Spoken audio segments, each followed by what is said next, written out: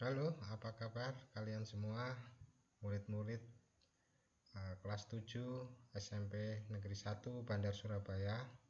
Selamat pagi, kembali kita belajar lagi di pembelajaran ilmu pengetahuan sosial dalam materi dinamika kependudukan Indonesia. Dalam materi ini kalian nanti akan mempelajari banyak hal yang berkaitan dengan kependudukan. Misalkan berapa jumlah penduduk Indonesia, berapa jumlah kelahiran, berapa kematian, dan sebagainya yang berkaitan tentang kependudukan. Nah, untuk itu persiapkanlah buku-buku kalian, simaklah video ini, kemudian berlatihlah dengan menjawab evaluasi yang ada dalam video ini. Baiklah, mari kita lanjutkan pembelajaran ini dengan melihat tujuan pembelajaran kita pada hari ini.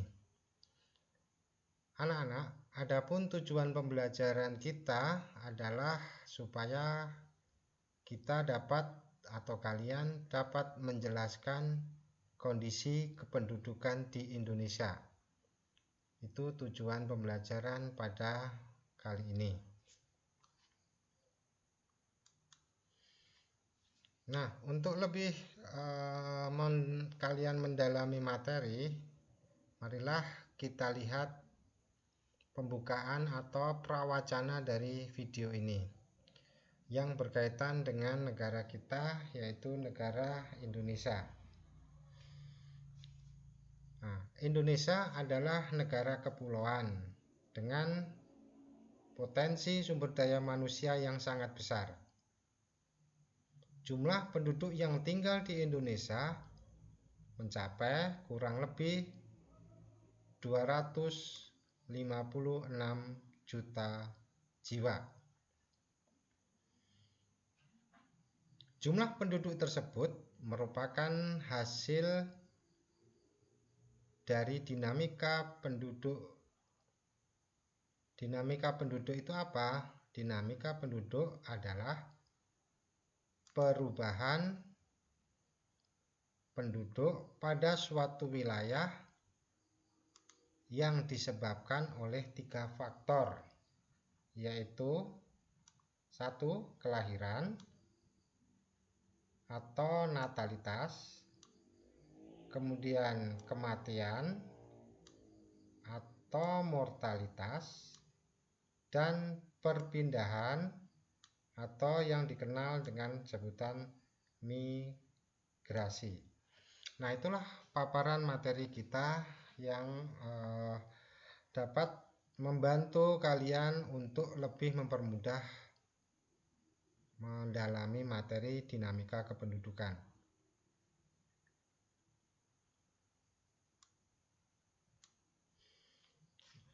Nah, meningkat lebih lanjut, kalau kita melihat jumlah penduduk, Indonesia memiliki jumlah penduduk yang tidak sedikit. Berdasarkan data kependudukan dunia tahun 2015, ini lihat, jumlah penduduk Indonesia menempati urutan yang keempat di dunia. Setelah negara Cina, kemudian India, Amerika. Nah, baru negara kita Indonesia dengan jumlah penduduk yang mencapai 256 juta jiwa. Coba kalian berpikir, dengan jumlah penduduk yang sangat besar ini, apa keuntungan yang dapat diperoleh dan apa kerugian yang diperoleh negara kita? Tentunya ini ada kaitannya dalam materi pada pagi hari ini.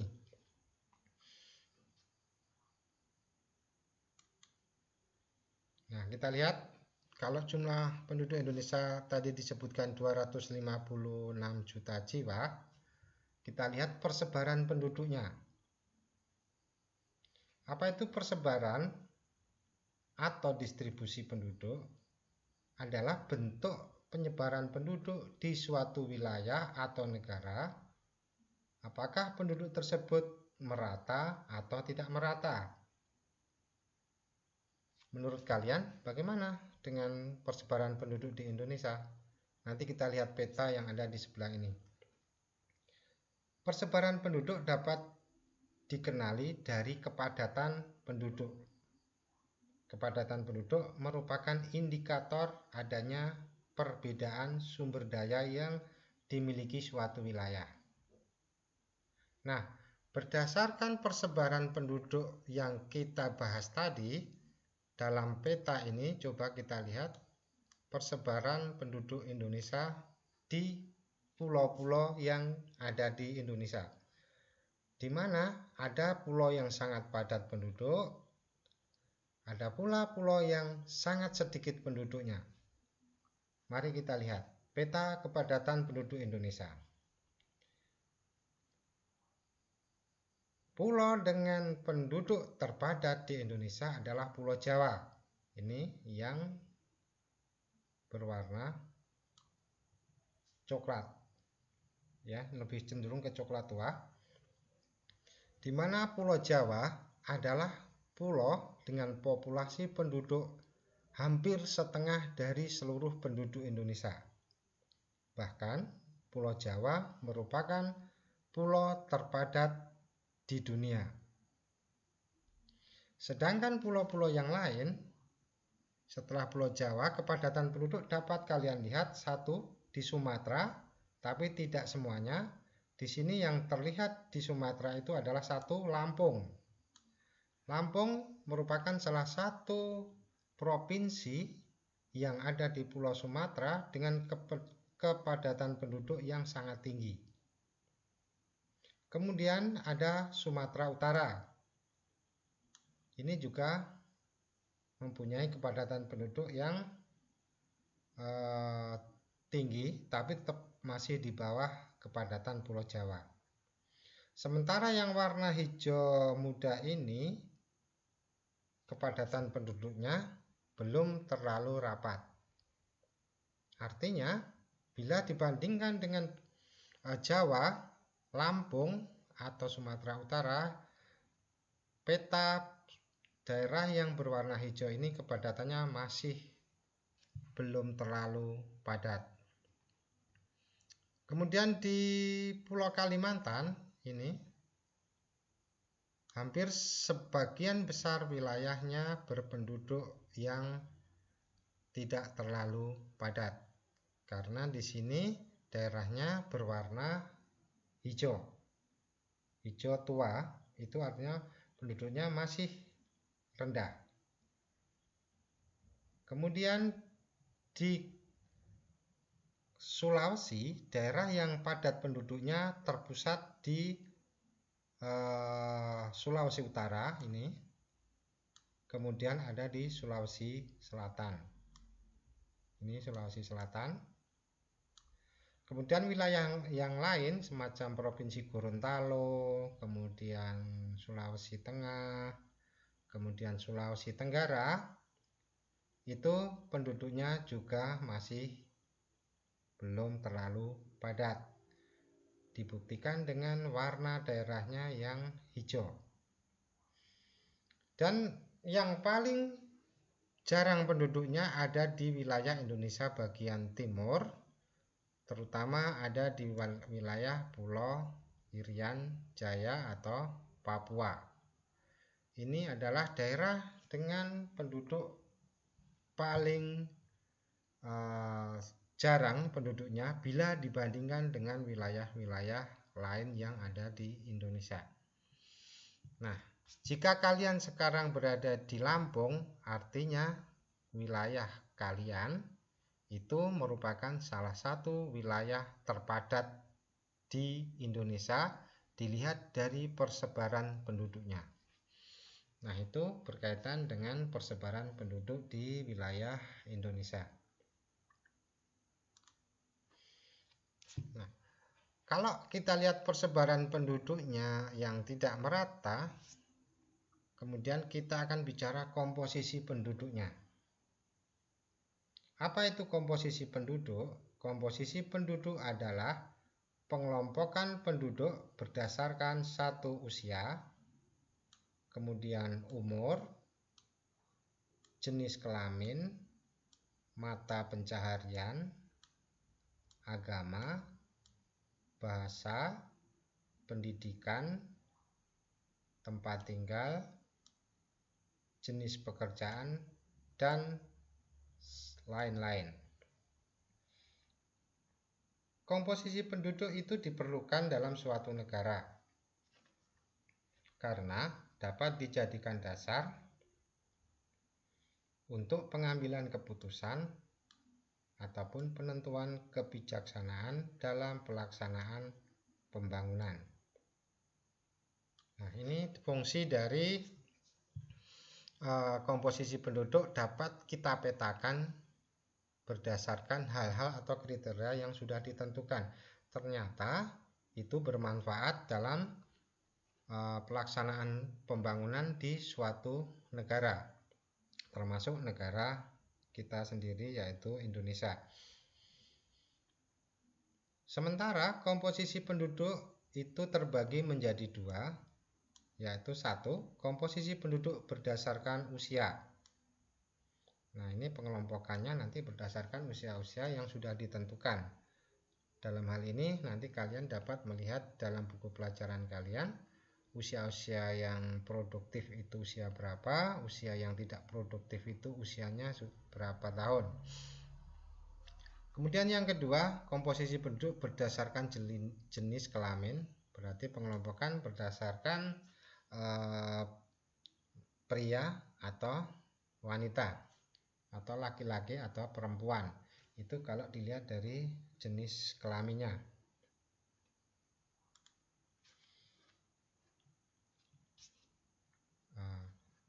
Pertumbuhan penduduk itu bisa dilihat juga dari kualitas penduduknya. Pertumbuhan penduduk itu keseimbangan dinamis antara kekuatan yang menambah dan kekuatan yang mengurangi jumlah penduduk.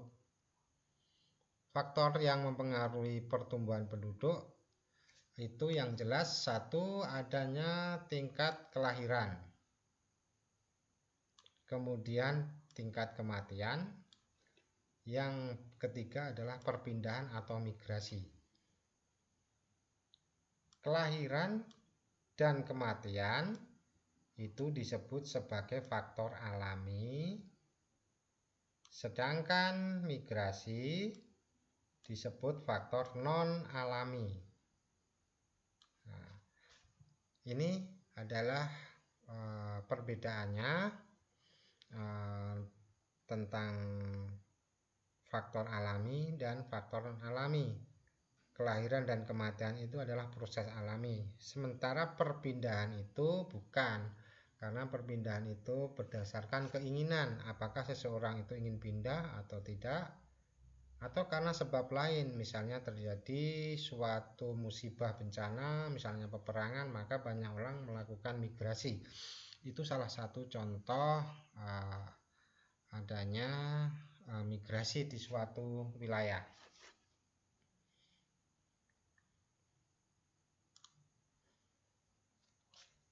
Indonesia adalah negara yang sangat luas, sekaligus dengan penduduk yang besar, nomor 4 di dunia. Bagaimana dengan keragaman etnik dan budayanya? Coba kalian jawab sendiri. Tentunya masyarakat Indonesia memiliki suku bangsa dan budaya yang beragam. Kenapa suku bangsanya beragam? Karena luas wilayahnya yang sangat luas, kemudian juga banyaknya pulau-pulau yang terbentang, maka menyebabkan banyaknya etnik dan budaya yang ada di wilayah Indonesia. Nah, ini ada penjelasan lebih lanjut. Keberagaman bangsa Indonesia terutama terbentuk oleh jumlah suku bangsa yang mendiami berbagai lokasi yang tersebar. Kehidupan sosial budaya masyarakat Indonesia sangat beragam. keragaman bangsa Indonesia salah satu contohnya dalam bidang seni. Ya, Indonesia kaya dalam seni maupun budaya-budaya lainnya karena memang banyaknya suku bangsa yang mendiami wilayah Indonesia tersebut menjadikan itu menjadi beragam seni dan budayanya. Kemudian keanekaragaman budaya Indonesia dari Sabang sampai Merauke, kesimpulannya adalah merupakan aset yang tidak ternilai harganya. Mengingat tidak semua bangsa itu punya budaya yang beragam seperti milik negara kita Indonesia. Jadi apa yang perlu kita lakukan dengan keberagaman ini? 1. Melestarikannya. 2. Bersyukur kepada Tuhan Yang Maha Esa bahwasanya kita diberi sesuatu yang luar biasa. Itu yang perlu kita renungkan agar budaya dapat kita lestarikan sampai nanti dapat kita turunkan ke anak cucu kita. Dari pemaparan video materi di atas, kesimpulan apa yang dapat kita ambil? Di sini ada 5 kesimpulan setidaknya yang dapat kita ambil. Pertama adalah Indonesia ada negara kepulauan dengan potensi sumber daya manusia yang sangat besar. 2. Kondisi persebaran penduduk yang tidak merata merupakan sebuah permasalahan tersendiri bagi pelaksanaan pembangunan. 3. Komposisi penduduk terbagi menjadi 2, yaitu komposisi penduduk berdasarkan usia dan berdasarkan jenis kelamin. Kesimpulan yang keempat, faktor yang mempengaruhi pertumbuhan penduduk ada 3. 1. Kelahiran, ini kita lihat, kematian, dan migrasi atau perpindahan. Kesimpulan yang kelima, masyarakat Indonesia merupakan masyarakat yang memiliki suku bangsa dan budaya yang beragam. Itu kesimpulan yang terakhir. Nah, setelah kalian membuat kesimpulan, marilah kita lihat atau kalian mencoba untuk mengerjakan evaluasi pembelajarannya. Ada 5 pertanyaan yang perlu kalian kerjakan. Nomor 1, pertanyaannya adalah mengapa penduduk Indonesia sebarannya tidak merata? Itu yang nomor 1. Kedua, bagaimana caranya agar penduduk Indonesia lebih merata pada masa yang akan datang?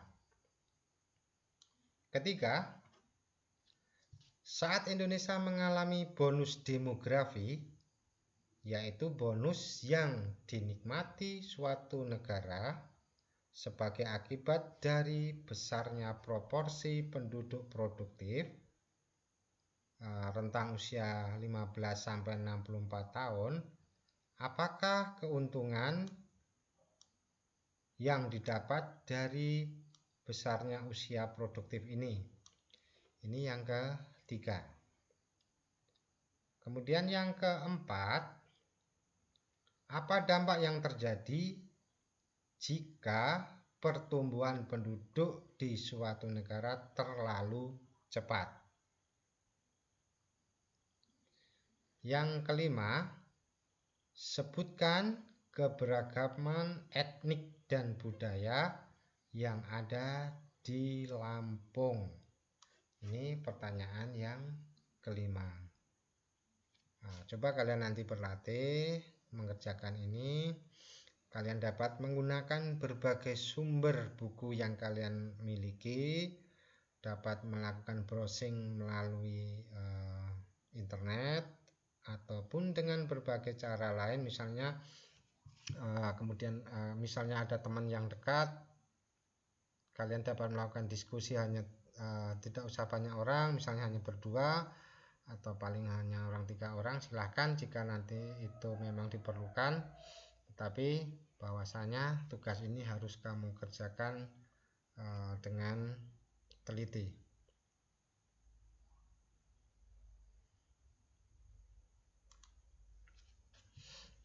Di penghujung video ini Bapak ucapkan terima kasih atas perhatian kalian. Semoga video pembelajaran pada hari ini bermanfaat untuk kalian semua. Akhir kata, Bapak akhiri perjumpaan kita pada pertemuan ini. Sampai bertemu di pembelajaran berikutnya. Selamat belajar.